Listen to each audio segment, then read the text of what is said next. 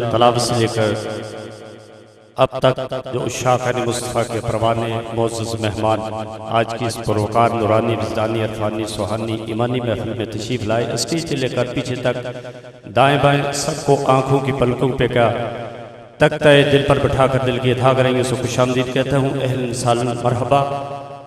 بہت ہی پیار سے محبت سے سرکار مدینہ کی بارگاہ میں محمد عرفان نقش بندی نے اپنی حاضری کا شرف حاصل کیا کہ کیا بتاؤں کہ کیا مدینہ ہے، کیا بتاؤں کہ کیا مدینہ ہے، بس میرا مدعا مدینہ ہے، کیا بتاؤں کہ کیا مدینہ ہے، بس میرا مدعا مدینہ ہے۔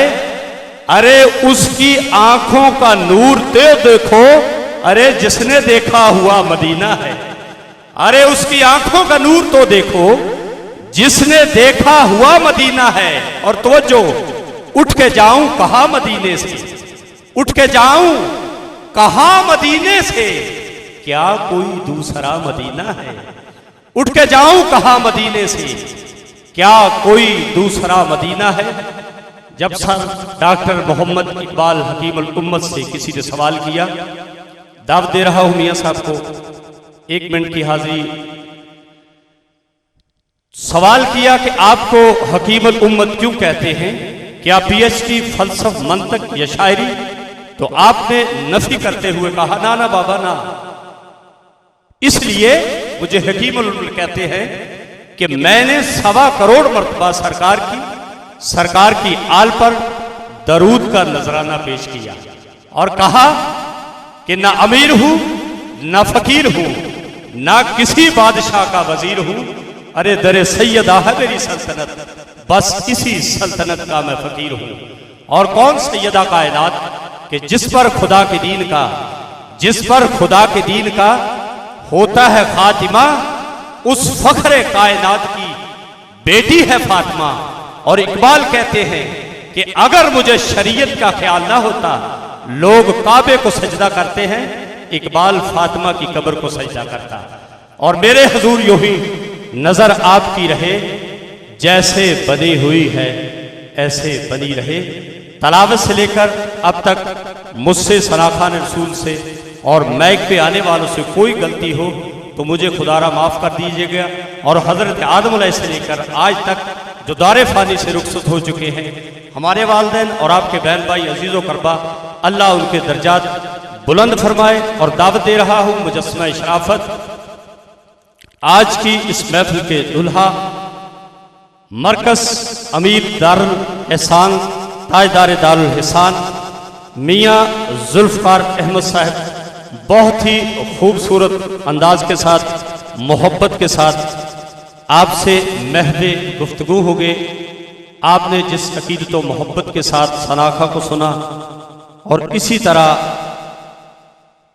آپ میاں صاحب کا محبت سے جو ان کا انداز گفتگو ہے، اس انداز سے ذکر کرتے ہیں کہ یقیناً ہر بات ہر لفظ دل میں اتر جاتا ہے، اور یہی جو لفظ ادا ہوتے ہیں اور ہماری بخشش کا سبب بنتے ہیں۔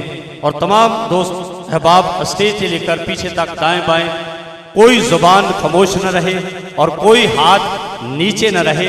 غازی عباس کے بازوؤں کا صدقہ آپ کو عطا ہو۔ اور جو بھی گناہگار اس محفل میں ہے، ہم بھی گناہگار ہیں، اللہ کی رحمت وسیع ہے، تو دونوں ہاتھ اٹھا کر نعرہ تکبیر، نعرہ رسالت، نعرہ رسالت، نعرہ رسالت، نعرہ حیدری۔ جو محفل حیدر جا نہیں سکتا، علی کے نام کا نعرہ لگا نہیں سکتا، علی کے بچے اگر اجازت نہیں دیتے، ارے کسی کا باپ بھی جنت میں جا نہیں سکتا۔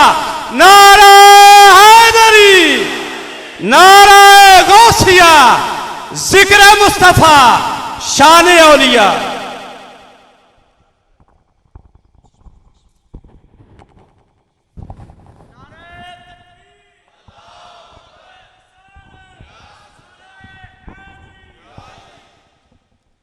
اللہم صلی علی سیدنا و مولانا و ملجانا و مأوانا و حبیبنا و طبیبنا و طبیب قلوبنا سیدنا محمد و آلہ و اطرتہ بعدد کل معلوم لکا و بعدد خلقک و رضا نفسک و زنات عرشک و مداد کلماتک استغفر اللہ الذی لا الہ الا هو الحی القیوم و اتوب الیہ۔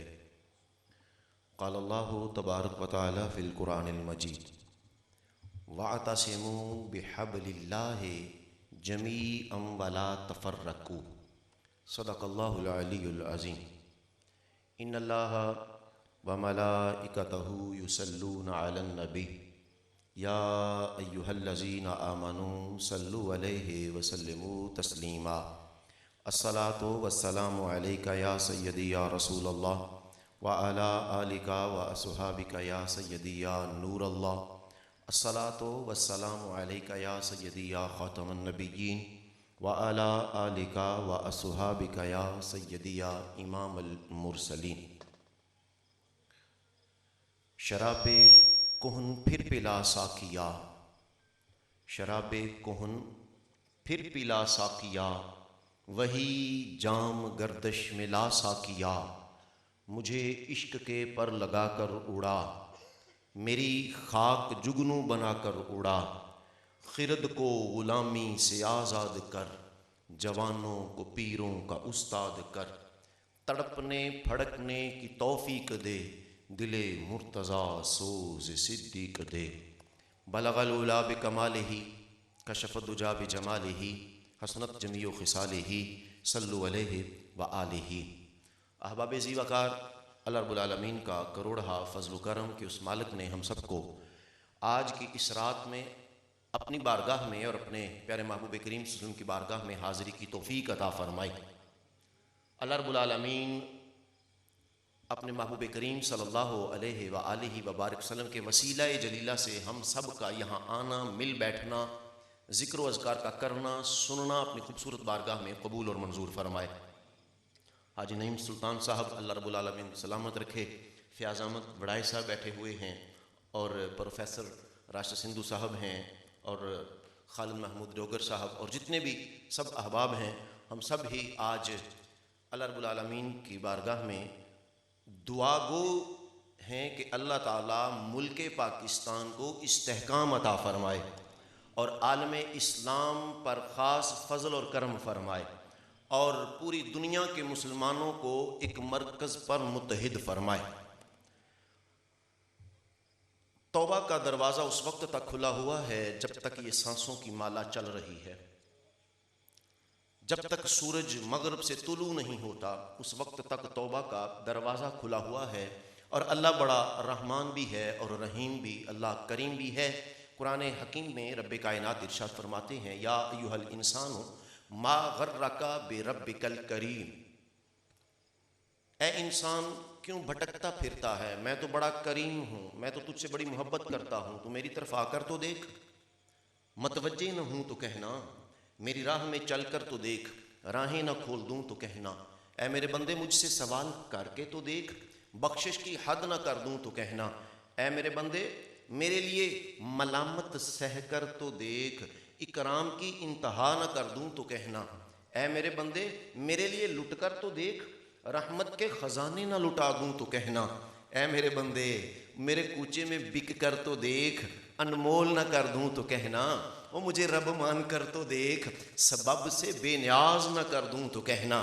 اور تاریخ نے دیکھا ہے وہ مسبب الاسباب کیسے سبب سے بے نیاز کرتا ہے کہ دریائے یرموک ہے، اور حضرت خالد بن ولید رضی اللہ تعالیٰ عنہ گھوڑے پر اپنی پوری سپاہ کے ساتھ ہیں، اور یرموک کے اس پار جانا ہے تو یرموک کو اشارہ کر کے کہتے ہیں، اے دریا تیری جرت تیری مجال کہ تو ہمیں ڈبوئے، تجھے معلوم نہیں کہ ہم امتی کن کے ہیں، تجھے پتہ نہیں کہ ہم پیغام کون سا لے کے پھر رہے ہیں، تیری کیا جرت، تمام تر سائنسیں فیل ہو گئیں، ایٹم بم بنانے والے فیل ناکام ہو گئے، چاند پر قدم رکھنے والے فیل ہو گئے، پانی روانی کے ساتھ بہہ رہا ہے، پل نہیں۔ پانی کا کام یہ ہے کہ جو بھی ٹھوس چیز آتی ہے اس کو اندر لے جاتا ہے۔ انسان بھی ٹھوس ہے، جب تک سانسوں کی مالا چلتی رہتی ہے یہ اسے اپنے اندر ہی غوطے دیتا رہتا ہے، مگر اللہ کے قانون ہیں، یا ایھا الانسان ما غرک بربک الکریم۔ اللہ فرماتا ہے اے میرے بندے مجھے رب مان کر تو دیکھ، میں سبب سے بے نیاز نہ کر دوں تو کہنا۔ خالد بن ولید رضی اللہ تعالیٰ عنہ نعرہ تکبیر لگاتے ہیں، نعرہ رسالت بلند کرتے ہیں اور دریا کی طرف اشارہ کر کے کہتے ہیں لے دیکھ ہم تیرے اوپر سے گھوڑے اپنے دوڑانے لگے ہیں، تیری جرات اور مجال نہیں کہ تو ہمیں ڈبو دے۔ تاریخ نے دیکھا اور آسمان کے فرشتوں نے دیکھا کہ گھوڑے اس پانی پر ایسے دوڑے جیسے پکی سڑک پر دوڑتے ہیں، اس کنارے سے اس کنارے تک صرف گھوڑوں کے سم گیلے ہوئے۔ وہ رب تو اتنی محبت کرنے والا ہے، مجھے رب مان کر تو دیکھ، سبب سے بے نیاز نہ کر دوں تو کہنا، اور میرے نام کی تعظیم کر کے تو دیکھ۔ اللہ فرماتا ہے میرے نام کی تعظیم کر کے تو دیکھ، تکریم کی انتہا نہ کر دوں تو کہنا۔ حضرت بشر حافی رحمۃ اللہ تعالیٰ علیہ میخانوں میں زندگی گزارنے والے اور ساری رات اور سارا دن میں نوشی میں گزارنے والے، ہائے کاغذ کے پرزے پہ بسم اللہ الرحمن الرحیم لکھی ہوئی دیکھی، اسے پکڑا اور چوم کر آنکھوں سے لگا لیا اور آنکھیں نم ہوئیں اور آنکھیں پانی سے ڈوب گئیں اور بے ساختہ زبان سے نکلا کہ میرے رب کا نام ہے اور پاؤں میں پڑا ہوا ہے، یہ کیسے ہو سکتا ہے؟ اسے چوما، گھر لے جا کر خوشبو لگائی اور پھر بلند جگہ پر رکھ دیا کہ میرے رب کا نام ہے۔ اور پھر تواریخ لکھنے والے لکھتے ہیں رات سوتے ہیں تو ہاتف غیبی کی طرف سے آواز آتی ہے اے بشر تو نے میرے نام کی تعظیم کی ہے، جا قیامت تک میں لوگوں سے تیرے نام کی تعظیم کرواتا رہوں گا۔ اے میرے بندے میرے نام کی تعظیم کر کے تو دیکھ، تکریم کی انتہا نہ کر دوں تو کہنا۔ اے مجھے الحی القیوم مان کر تو دیکھ، ابدی حیات کا امین نہ بنا دوں تو کہنا۔ اب اللہ رب العالمین بڑی غیرت والا ہے، کوئی دنیا کا بندہ بڑے سے بڑا بھی ہو وہ بات کرے تو پھر سکتا ہے، مگر رب کائنات بنانے والا ہے، ان اللہ لا تخلف المیعاد اس کی ذات ہے، وہ کہتا ہے میں جو بات کرتا ہوں، میں جو وعدہ کرتا ہوں میں وہ پورا کرتا ہوں۔ رب کائنات فرماتے ہیں مجھے الحی القیوم مان کر تو دیکھ، ابدی حیات کا امینہ بنا دوں تو کہنا۔ علاؤالدین علی احمد صابر صاحب کلیر شریف والے آپ کے ایک ہی مرید تھے اور ان کا نام تھا شمس الدین ترک رحمت اللہ تعالی علیہ۔ ایک ہی مرید تھے، ساری زندگی خدمت میں گزار دی اور اپنے مرشد کامل سے پوچھا کرتے تھے کہ فنا کیا ہے اور بقا کیا ہے، یہ سوال کیا کرتے تھے فنا کیا ہے اور بقا کیا ہے، تو علاؤالدین علی احمد صابر کہا کرتے تھے کہ اے شمس الدین میں تمہیں کیسے سمجھاؤں کہ فنا کیا ہے اور بقا کیا ہے، مجھے الحی القیوم مان کر تو دیکھ، ابدی حیات کا امینہ بنا دوں تو کہنا۔ اے شمس میں تجھے کیسے بتاؤں کہ فنا کیا ہے اور بقا کیا ہے، اے شمس الدین جب میں دنیا سے چلا جاؤں گا پردہ کر لوں گا تو جو شخص میرا جنازہ پڑھانے کے لیے آئے گا نا، میری میت کو رکھ دینا اور انتظار کرنا، ایک گھوڑ سوار آئے گا، نقاب پوش ہوگا، وہ گھوڑے پر آئے گا، میرا جنازہ پڑھا کے واپس جانے لگے تو اس کے گھوڑے کی رکاب کو پکڑ لینا، اس سے یہ سوال کرنا کہ میرے مرشد کامل نے کہا تھا اس کا جواب دیتے جاؤ، اے شمس اس کا جواب وہ شخص دے گا۔ اب آپ کا وصال مبارک ہوا اور آپ کی وصیت کے مطابق آپ کی میت کو ویسے ہی کفنانے کے بعد چارپائی پر رکھ دیا گیا، انتظار تھا کہ کوئی گھڑ سوار آئے گا، اور دیکھتے ہی دیکھتے نظریں اس طرف جم گئیں کہ دور سے کوئی گھڑ سوار آ رہا ہے اور چہرے پر نقاب ہے اور سفید لباس پہنا ہوا ہے۔ جب وہ قریب آیا صفیں بند گئیں، جنازہ پڑھا گیا تو وہ گھوڑے پر سوار ہو کر واپس جانے لگا تو شمس الدین ترک رحمۃ اللہ تعالی علیہ دوڑے اور جا کر گھوڑے کی رکاب کو پکڑ لیا اور سوالی بن کر سوال کرنے لگے، اے آنے والے سوار، میرے سوال کا جواب تو دیتے جاؤ۔ میں نے اپنے مرشد کامل سے یہ سوال کیا تھا کہ فنا کیا ہے، بقا کیا ہے۔ میرے مرشد کامل نے کہا تھا کہ جو میرا جنازہ پڑھائے گا وہی جواب دے گا، میرے سوال کا جواب تو دیتے جاؤ۔ اللہ فرماتا ہے مجھے الحی القیوم مان کر تو دیکھ، اپنی حیات کا امین نہ بنا دوں تو کہنا۔ اب گھڑ سوار نے چہرے سے نقاب ہٹایا اور جیسے ہی نقاب ہٹایا شمس الدین کی چیخ نکل گئی اور وہ گھڑ سوار اپنے ہاتھ کا اشارہ کر کے کہنے لگا، ارے شمس الدین زندہ رہتے تو کیسے سمجھاتے، اب دیکھ لو جو میت پڑی ہے وہ فنا ہے، اب جنازہ پڑھا کر جانے والا بقا ہے۔ خود ہی جنازہ اپنی میت کا پڑھا دیا۔ مجھے رب مان کر تو دیکھ، سبب سے بے نیاز نہ کر دوں تو کہنا۔ ہائے مجھے الحی القیوم مان کر تو دیکھ، ارے پانی جب دودھ میں گیا وہ پانی نہ رہا، اب اس کی ذات جاتی رہی، اس کا رنگ جاتا رہا، نہ ذات رہی نہ رنگ رہا نہ مرضی رہی۔ جو مرضی دودھ کی تھی وہ مرضی پانی کی ہوئی، جو رنگ دودھ کا تھا وہ رنگ پانی کا ہوا۔ ارے جس نے خود کو فنا کر دیا اس کی ذات میں وہ نہ رہا، وہ اس میں آ گیا، وہ فنا ہو کر فنا نہ ہوا بلکہ وہ بقا کی زندگی پا گیا۔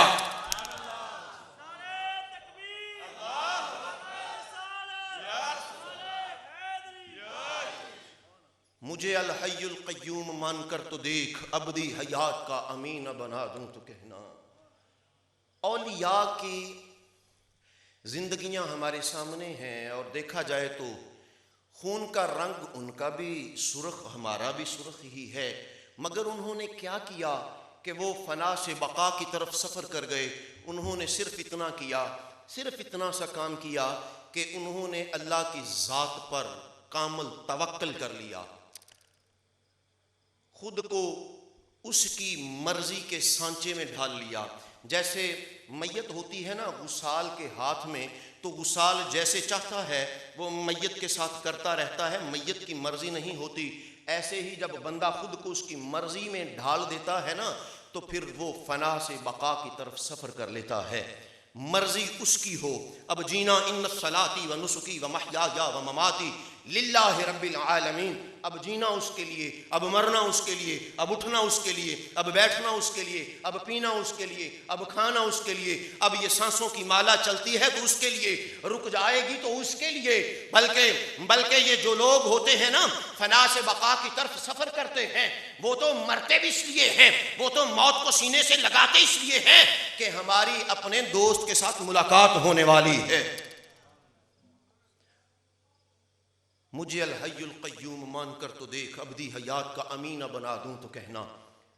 اپنی ہستی کو فنا کر کے تو دیکھ، جام بقا سے سرفراز نہ کر دوں تو کہنا۔ جب تک دانہ خاک میں جاتا نہیں، اس پر کونپل پھوٹتی نہیں اور گلزار بنتا نہیں۔ ہم نے ابھی خود کو مٹایا نہیں، انا کے بت ابھی توڑے نہیں، ابھی ہم اپنی ہی ذات کے حصار میں گھومتے چلے جا رہے ہیں، اس سے باہر نہیں نکل رہے۔ جب تک یہ خول ٹوٹے گا نہیں نا، انڈے کا خول ٹوٹتا ہے تو اس سے بچہ نکلتا ہے، ایک نئی حیات ملتی ہے۔ جب تک وہ خول نہیں ٹوٹتا نئی حیات نہیں ملتی۔ جب تک یہ انا کے بت ٹوٹیں گے نہیں اور اپنی ذات کے خول سے ہم باہر نہیں آئیں گے نا، نئی حیات پا نہیں سکتے۔ نئی حیات پانے کے لیے ضروری ہے، جب تک سیدہ مریم سلام اللہ علیہا نے درد زے کو برداشت نہ کیا تھا اس وقت تک وہ خشک تنا ہی تھا۔ جب درد زے ہوئی اور اس کو برداشت کر لیا اللہ کی ذات کے لیے تو خشک تنے کو ہاتھ لگایا، وہ سرسبز و شاداب ہو کر کھجوروں کا پکا ہوا پھل دینے لگ گیا، اور پھر آپ سے ایک عیسیٰ پیدا ہوا۔ مولانا روم لکھتے ہیں، اے انسان تو زندگی میں تکلیفیں برداشت کر، تجھ پر جو مصیبتوں کے پہاڑ ٹوٹے، جو آزمائشیں آئے، اللہ کی رضا کے لیے ان کو برداشت کر۔ جب تو برداشت کرے گا اس کی رضا کے لیے، پھر تیری زبان کن فیکون کا مقام حاصل کر لے گی۔ خود کو فنا کرنا ہے اس کی ذات میں، اور اولیاء نے خود کو فنا کیا. بڑے بڑے تخت والے آئے, بڑے بڑے تاج والے آئے, سروں پر حکومت کرنے والے بڑے آئے, مگر مٹتے گئے مٹتے گئے مٹتے گئے. ان کی نہ قبریں رہیں, نہ نشان رہا, نہ خاندان رہے ان کے, مگر جنہوں نے دلوں پر حکومت کی وہ آج بھی زندہ ہیں, وہ آج بھی قائم دائم ہیں, ہر رنگ میں قائم دائم ہیں. دارا و سکندر جیسے آئے, انسانی کھوپڑیوں کے مینار بنانے والے چنگیزی بھی آئے. کہاں ہیں وہ آج؟ کہاں گئے ان کے نام اور نشان اور ان کے مقام؟ ہائے جنہوں نے اللہ اور اس کے محبوب کریم صلی اللہ علیہ وسلم کی محبت میں خود کو فنا کر دیا. دیکھ لیں بابا فرید الدین مسعود گنج شکر رحمۃ اللہ تعالی علیہ, 772-73 سال گزرنے کے بعد بھی آج دلوں پر راج کر رہے ہیں وہ, اس لیے کہ انہوں نے دنیا کی جاہ و حشمت کو قبول نہیں کیا. دنیا سج کر آئی, سنور کر آئی, خوبصورت بن کر آئی, رنگ روپ کے ساتھ آئی, مگر ٹھوکر سے انہیں ٹھکرا دیا کہ نہیں, تیری کیا جرت, تیری کیا مجال کہ تو ہمارے دروازے پہ کھڑی ہو سکے. انہوں نے دنیا کو اپنے دروازے کی دہلیز سے اندر نہیں آنے دیا. اللہ نے قیامت تک کے لیے ان کے نام کو, ان کے مقام کو زندہ کر دیا. تو جو دنیا کے لیے مارے مارے پھرتے ہیں, نہ دنیا رہتی ہے, نہ ان کے نام رہتے ہیں, نہ نشان رہتے ہیں. ہاں کبھی لاہور میں جائیں تو وہاں پر ایک بادشاہ کی قبر ہے, مقبرہ جہانگیر, جس نے تاج محل جیسی عمارات کو بنایا تھا. آج حسرت و یاس کا مرقع بنی ہوئی وہ قبر ہے, اور پکار پکار کر کہہ رہی ہے, اے دنیا والو ہمارے حال سے عبرت حاصل کرو. ہم تخت والے تھے, ہم تاج والے تھے, ہم ثروتوں کے مالک تھے, ہم حکومتوں کے مالک تھے, ہم دولتوں کے مالک تھے, نوکرو چاکر آگے پیچھے ہوا کرتے تھے. آج دیکھ لو ہماری قبر پر گگڑوں کا ڈھیر لگا ہوا ہے, ان کے ساتھ گدھے بھی ہیں, ان کے ساتھ کتے بھی ہیں. ہماری قبر پر دعا کرنے والا کوئی نہیں. اگر زندگی گزارنا چاہتے ہو تو ہمارے حال سے عبرت حاصل کرو اور جاؤ. ہمارے عقب میں داتا علی اجمیری ہیں, جاؤ ان کی سیرت کو اپنا لو. وہ فقیر تھے, ہم امیر تھے. وہ راہگیر بن کر دنیا میں رہے, ہم تخت و تاج کے مالک بن کر رہے. نہ ہماری حکومتیں رہیں, نہ تخت رہا, نہ تاج رہا, مٹ گیا سب کچھ. نام آج بھی ان کا زندہ ہے, جاؤ وہاں سے جا کر جھولیاں خالی بھر لو. نہ جانے پھر بھی کیوں ہم اسی دنیا کے لیے مارے مارے پھرتے ہیں. اسی دنیا کو ہم نے اوڑھنا اور بچھونا بنا رکھا ہے. شاہی قلعہ بھی پکار پکار کر صدائیں دے رہا ہے. چمگادڑوں کی مسکن گاہ بنا ہوا شاہی قلعہ روز پکارتا ہے, اے دنیا والو میرے حال سے عبرت حاصل کرو. مجھ میں بڑے بڑے شہزادے اور شہزادیاں رہیں, مگر اللہ کا ذکر نہ ہوا, مگر اللہ کے حبیب اقدس صلی اللہ علیہ وسلم کا ذکر نہ ہوا. آج میں ویران ہوں, آج میں چمگادڑوں کی مسکن گاہ بنا ہوا ہوں. میرے سے عبرت حاصل کرو. مگر کیا کریں, ہم بھول گئے ہیں سب کچھ. آج کی یہ رات اللہ کی بارگاہ میں رونے اور گڑ گڑانے کی رات ہے کہ آؤ اس رب کائنات کی بارگاہ میں اپنے لیے دنیا نہیں بلکہ دین اور عافیت کا سوال کریں. یہ دنیا تو ہے ہی ہمارے لیے, یہ تخت, یہ تاج, یہ حکومتیں, یہ ثروتیں, یہ نباتات, یہ جمادات, یہ حیوانات, سب کچھ اللہ فرماتا ہے اے میرے بندے تیرے لیے ہیں, تو میرے لیے ہے, میرا بن کر تو دیکھ, میری بارگاہ میں آ کر تو دیکھ. اور اللہ رب العالمین نے قرآن حکیم میں ارشاد فرمایا وَاعْتَصِمُوا بِحَبْلِ اللَّهِ جَمِيعًا وَلَا تَفَرَّقُوا. وَاعْتَصِمُوا بِحَبْلِ اللَّهِ, اللہ فرماتا ہے میری رسی کو مضبوطی سے تھام لو. اب اللہ کی رسی کون سی ہے؟ مفسرین لکھتے ہیں, محدثین لکھتے ہیں کہ نیک اور صالحین لوگوں کی جو صحبتیں ہیں, جو سنگتیں ہیں, وہ اللہ کی رسی ہے. جس نے ان سنگتوں اور صحبتوں کو مضبوطی سے پکڑ لیا پھر کیا ہوگا؟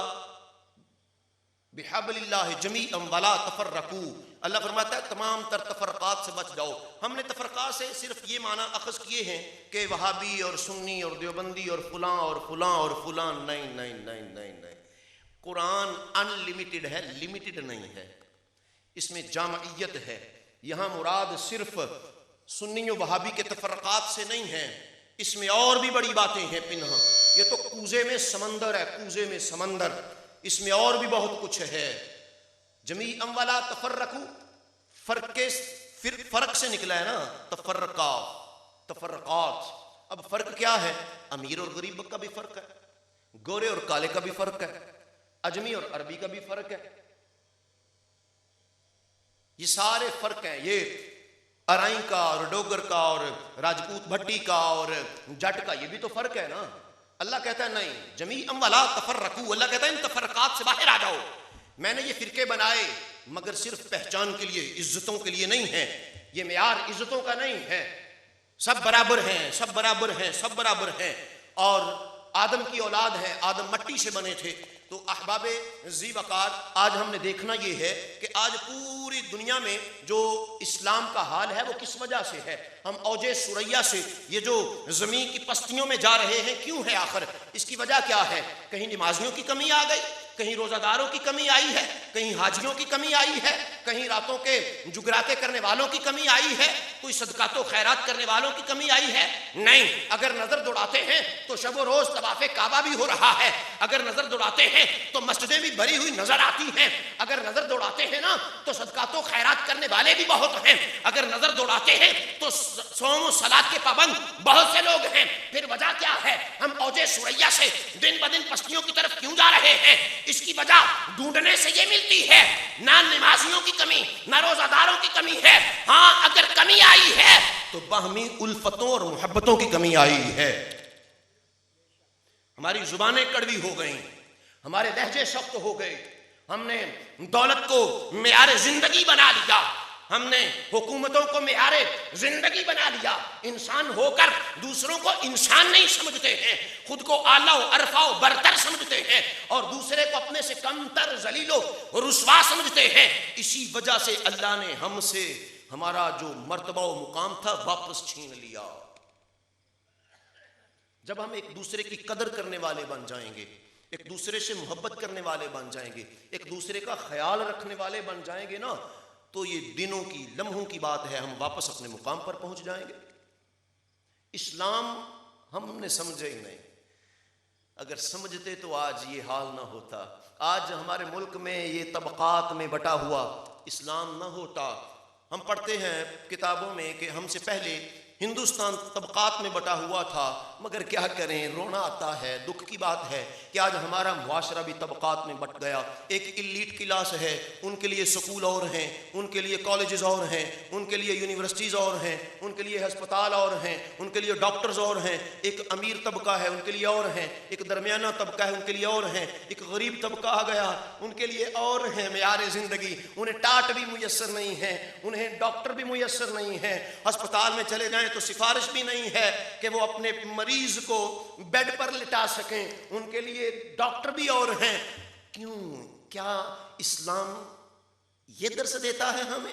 ہم نمازیں بھی پڑھے جا رہے ہیں، ہم روزے بھی رکھے جا رہے ہیں، ہم زکاتیں بھی دیتے چلے جا رہے ہیں، مگر ایک دوسرے کو لوٹ بھی رہے ہیں. ہم ایک دوسرے کے خون کے بھی پیاسے ہیں، ہم ایک دوسرے کی عزتوں کو بھی پامال کر رہے ہیں. ایک دوسرے کو لوٹ لوٹ لوٹ لوٹ کر بڑے بڑے گھر بناتے ہیں اور ان پر بڑا سا لکھ لیتے ہیں ھذا من فضل ربی. ایک دوسرے کے خون کو نچوڑتے ہیں اور پھر ہم ایلیٹ کلاس اور پتہ نہیں کیا سے کیا بن جاتے ہیں. کیوں؟ اسلام تو اس کی اجازت نہیں دیتا. اسلام تو کہتا ہے سب برابر، سب برابر، سب برابر. اللہ کی قسم، رب کائنات کی قسم، اس رات کی عزت و عظمت و رفعت کی قسم، جب یہ طبقات ہمارے معاشرے سے ختم ہو جائیں گے، ہمارا معاشرہ پوری دنیا کا بہترین مثالی معاشرہ بن جائے گا. اسلام پھر سے اوج ثریا پر فائز ہو جائے گا. آقا کریم صلی اللہ علیہ وسلم نے ہمیں طبقات سے آ کر ہی تو نکالا ہے. حضرت عمر رضی اللہ تعالیٰ عنہ طواف کعبہ کر رہے تھے. طواف کعبہ کرتے کرتے کرتے کرتے حجر اسود کے قریب گئے نا، تو حجر اسود کو مخاطب کر کے کہنے لگے اے حجر اسود، میں تیرا بوسہ اس لیے نہیں لیتا کہ تو جنت سے آیا ہے، میں تیرا بوسہ اس لیے نہیں لیتا کہ تو کعبے میں نسب ہے. ہاں تیری نسبت جنت سے ہوگی، تیری نسبت کعبے سے ہوگی. ہمارے آقا نے آ کر ہمیں ان بتوں کی پوجا ہی سے تو نکالا ہے. ہمارے آقا نے آ کر ہمیں ان پتھروں سے نکال کر اس رب ہی سے تو ملایا ہے. اے پتھر، اے حجر اسود، اگر تیرا بوسہ لیتے ہیں تو فقط اس لیے لیتے ہیں کہ ہمارے محبوب کے لبوں نے تیرا بوسہ لیا تھا. آقا کریم صلی اللہ علیہ وسلم نے آ کر تو ہمیں طبقات سے نکال دیا، ان پتھروں سے نکال دیا، آج پھر وہی طبقات ہم نے معاشرے میں کھڑے کر دیے۔ ہمارے پاس یہ بیٹھے ہوئے ہیں، ہمارے دوست ہیں، ہمارے بڑے بھائی ہیں، یہ پیر بھائی ہیں، ان کی جگیاں ہیں، جگیوں والے ہیں، یہ ریلوے لائن کے قریب آئے، آج تک کسی وڈیرے نے انہیں چاپ کر پوچھا سنا ہو یار کیا حال ہے، جب بیمار ہوتے ہو تو کیا بنتا ہے، جب کوئی مر جاتا ہے۔ میرے پاس بیٹھے ہوئے فیض محمد صاحب، ان کا ایک بندہ مر گیا، یہ بھٹو کالونی میں پکھی باس ہے، یہ ان کا ایک بندہ مر گیا تو یہ بیچارے میرے پاس روتے ہوئے آئے کہ وہ قبرستان والے، اس گاؤں والے ہمارے بندے کو قبرستان میں دفن نہیں ہونے دے رہے۔ وہ میرے سامنے وہ بیٹھے ہوئے ہیں، گواہ ہیں، وہ میرے پاس آئے اور آ کر کہنے لگے کہ آپ ہمارے ساتھ چلو تو وہاں ہمیں قبر کی جگہ تو لے دو۔ کیا یہ انسان نہیں ہے؟ کیا وہ کلمہ گو نہیں ہے؟ کیا وہ نبی آخر الزمان صلی اللہ علیہ وسلم کے امتی نہیں ہے؟ کیا ان کے سینے میں دل نہیں دھڑکتا ہے؟ کیا وہ سانسوں کی مالا جو ان کے اندر چل رہی نہیں چل رہی ہے؟ کیوں ہمارا معاشرہ طبقات میں بٹ گیا؟ یہ اسلام، ہم نے رب کو ڈھونڈنا شروع کر دیا۔ تسبیحات میں رب تسبیحوں میں کب ملتا ہے؟ کس نے کہہ دیا کہ رب تسبیحوں میں ملتا ہے؟ کس نے کہہ دیا کہ رب سجدوں میں ملتا ہے؟ ارے کس نے کہا کہ رب رکوع و سجود میں ملتا ہے؟ ارے قرآن کو اٹھا کر تو دیکھیں، رب نہ سجدوں سے ملتا ہے، رب ہاں جنت سجدوں سے ملتی ہے، جنت رکوع و سجود سے ملتی ہے، ہاں جنت تسبیحات سے ملتی ہے، رب نہیں ملتا۔ رب جب بھی ملے گا ٹوٹے ہوئے دلوں سے ملے گا۔ رب بن میں نہیں، رب تن میں ملا کرتا ہے۔ ہم نے تو دلوں کو توڑنا شروع کر دیا، ہم نے تو دلوں کو دکھانا شروع کر دیا۔ کبھی آپ لوگ سبزی منڈی جاؤ نا، جب سبزی منڈی آڑت والے جو اپنی آڑتوں کو بند کر رہے ہوتے ہیں اور پھڑیے اپنی آڑتوں کو کلوز کر رہے ہوتے ہیں تو وہ گندے ٹماٹر پھینکتے ہیں، گندے آلو اور پیاز وغیرہ باہر پھینک دیتے ہیں۔ کبھی آپ اپنی آنکھوں سے جا کر مشاہدہ کرنا، اپنی آنکھوں سے جا کر دیکھ لینا کہ چھوٹے چھوٹے بچے ہوتے ہیں، انہوں نے تھیلے پکڑے ہوتے ہیں تو وہ ان ٹماٹروں سے ٹماٹر چن رہے ہوتے ہیں اور ان آلوؤں سے آلو چن رہے ہوتے ہیں اور ان پیازوں سے پیاز چن رہے ہوتے ہیں۔ تو میں نے ایک بچے سے میں نے مشاہدہ تن بات کر رہا ہوں، ایک چھوٹا سا ننھا بچہ، اس سے میں نے پوچھا بیٹا یہ تو گندے آلو ٹماٹر وغیرہ ہیں، ان کو کیا کرتے ہو؟ تو وہ کہنے لگا مولوی صاحب میں آپ کو کیا بتاؤں، میرا باپ نہیں ہے اور میری ماں گھروں میں کام کرتی ہے، برتن مانجتی ہے، میں یہ ٹماٹروں سے ٹماٹر نکال کر لے جاتا ہوں، آلوؤں سے آلو لے جاتا ہوں، میری ماں صاف کر کے انہیں پکا لیتی ہے تو ہمارا گزارا ہو جاتا ہے۔ کہاں سے لائیں ڈھونڈ کر عمر فاروق جیسے لوگ ہم؟ کہاں کھو گیا وہ اسلام جس نے درس الفت کا دیا تھا؟ کہاں کھو گیا وہ اسلام جس نے درس محبت کا دیا تھا؟ پانی پانی پانی پانی پکار رہا ہے صحابی رسول، اور مشکیزے والا دوڑا یوں کر کے وہ اپنے ہونٹوں کے ساتھ لگانے لگے پانی، تو کان میں دوسرے کی آواز پڑ گئی پانی پانی پانی۔ تو وہ صحابی رسول جو زخموں سے چور ہیں وہ کہنے لگے پلانے والے کو کہ مجھے چھوڑو، جا کے جو آگے والا ہے اس کو پلاؤ۔ تو جو پلانے والا تھا وہ کہنے لگا پانی پی لو، نہ پیو گے تو موت سر پر منڈلا رہی ہے۔ تو خوبصورت جواب دیا صحبت مصطفیٰ کریم صلی اللہ علیہ وسلم میں بیٹھنے والوں نے، پورے کے پورے دین کا مفہوم دو لفظوں میں سمجھا دیا۔ وہ کہنے لگے جاؤ جا کے آگے والے کو پلاؤ، ارے مجھے اپنی جان کی نہیں بلکہ دوسرے مسلمان بھائی کی پرواہ ہے۔ ہائے کہاں سے ڈھونڈے ایسا اسلام ہم آج، کہاں سے لے کر آئیں ایسا معاشرہ جو طبقات میں بٹا ہوا نہ ہو۔ حضرت عمر بن خطاب رضی اللہ تعالیٰ عنہ دو کھانے سامنے آ جاتے ہیں تو رونے لگ جاتے ہیں، جمیعاً ولا تفرقو۔ ہے اسلام تو تفرقات سے، یہ تھے تفرقات، یہ نہ تھے سنی و وہابی والے، یہ نہ تھے شیعہ و دیوبندی والے، یہ جن طبقات میں ہم نے بانٹ دیا ان طبقات کی تو بات ہی نہیں کرتے ہم۔ رونے لگ گئے، بیوی نے دو کھانے چنے، ہے حاکم وقت 22 لاکھ مربع میل کے حاکم ہے کوئی ایسا؟ آؤ سب مل کر ڈھونڈنے چلتے ہیں شراب کہن پھر پلا ساقیا، ہائے آؤ مل کر ڈھونڈنے چلیں۔ دو کھانے پکے تو رونے لگ گئے، آج دو کھانے میں کھاؤں گا، کہاں سے آیا یہ دوسرا کھانا؟ تو بیوی کہنے لگی یہ آپ کے لیے بنایا ہے، آپ کی تنخواہ سے پیسے کاٹ کاٹ کر جمع کر کر کے۔ تو رونے لگ گئے، نہ جانے میرے اس ملک میں کسی کو ایک وقت کی روٹی بھی میسر ہے یا نہیں، اور میں مسلمانوں کا بادشاہ دو کھانے کھاؤں گا۔ کہاں سے ڈھونڈیں ایسے لوگ ہم؟ ہائے ہمارا بادشاہ سڑک سے گزرے، ہے اور اس کے چلتے کارواں کے ٹائر کے نیچے آ کر بچہ مر جائے کوئی پوچھنے والا نہیں ہے، کوئی انگل اٹھانے والا نہیں ہے۔ بیمار ایمبولینس سڑک پر کھڑی ہو جائے تو بادشاہ وقت کی سواری نے گزرنا ہو، ہے تو حاملہ عورت رکشے میں بیٹھی ہو تو درد زے جتنا مرضی ہو کوئی سننے والا نہیں، پوچھنے والا نہیں ہے۔ بچہ اگرچہ ایمبولینس میں جنم لے لے، مریض بیٹھا مر جائے، پرواہ ہی کب ہے۔ یہاں تو تخت و تاج والے گزر رہے ہیں، یہاں تو انسانی سروں پر راج کرنے والے گزر رہے ہیں جن کا نہ نام رہے گا نہ نشان رہے گا۔ حضرت عمر بن عبدالعزیز رحمت اللہ تعالی علیہ 3 بڑے بر اعظموں کے بادشاہ، 3 بڑے بر اعظم